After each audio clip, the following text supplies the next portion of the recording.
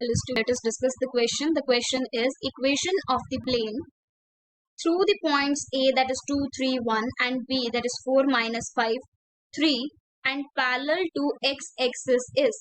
हमें इक्वेशन चाहिए किसकी, प्लेन की, जो कि इन दो पॉइंट से पास कर रही है एंड पैरेलल किसकी है, एक्स एक्सिस के पैरेलल है.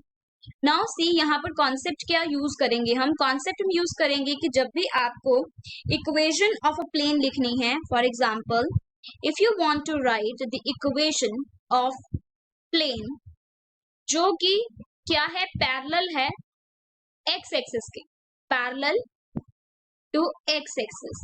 तो इक्वेशन क्या होती है हमारे पास, parallel to x axis, and the equation will be B Y minus Y one plus C Z minus Z one, जहां पर बी और सी के डायरेक्शन रेशियोज हैं.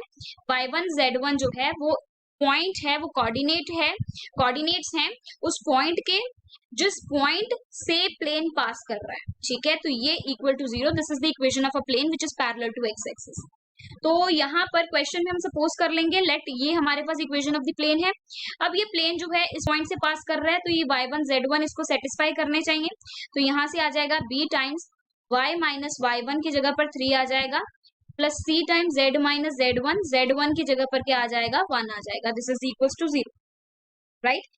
क्यों, क्योंकि ये जो a पॉइंट है दैट इज 2, 3, 1, ये इस प्लेन के प्लेन में से पास कर रहा है. ये पॉइंट जो है इस प्लेन पे लाई कर रहा है, दैट मींस ये पॉइंट के कोऑर्डिनेट्स इस प्लेन की इक्वेशन को सेटिस्फाई करने चाहिए.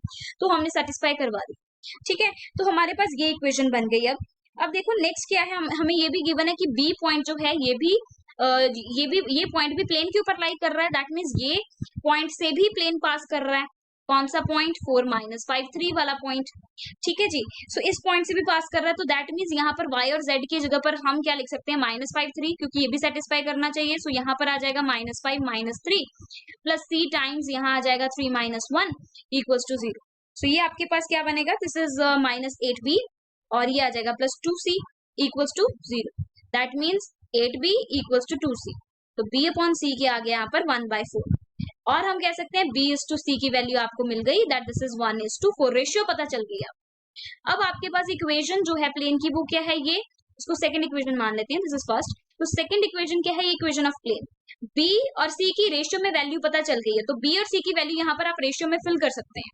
ठीक है, क्यों, क्योंकि यहाँ पर देखो जब आप ये पूरी की पूरी क्वांटिटी को, कौन सी, इस क्वांटिटी को, जब इस क्वांटिटी को आप लेफ्ट हैंड साइड पे ले जाओगे तो B और C जो होंगे वो उनकी रेशियो वैल्यूज ही होंगी बेसिकली यहाँ पर.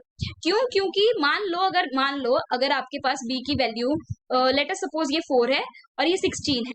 ठीक है, तो जब C को, तो यहाँ से आप बेसिकली 4 कॉमन लेके आपके पास 1:4 ही बचेगी रेशियो. तो दैट मीन्स यहाँ पर आप B और C की डायरेक्ट वैल्यूज ये वाली 1 और 4 आप फिल कर सकते हो. तो यहाँ पर फिल कर देंगे. So what we will get b और c की वैल्यूज फिल करी तो वी विल गेट y -3 और c की वैल्यू क्या, 4. सो यहाँ आ जाएगा plus 4z -4 equals to 0. Second equation में हमने फिल करी इसकी रेशियो की value. So we are getting this, that means उसको हम लिख सकते हैं, this is y plus 4z. You can write it like y plus 4z. ये क्या आ जाएगा हमारे पास, 7 -7, तो उधर जाके प्लस 7 हो जाएगा. तो ये इक्वेशन बन रही है आपके पास, that is y plus 4z equals to 7. So y plus 4z equals to 7, that is option B is the correct option. Hope you understood the concept and the solution of this question. Thank you.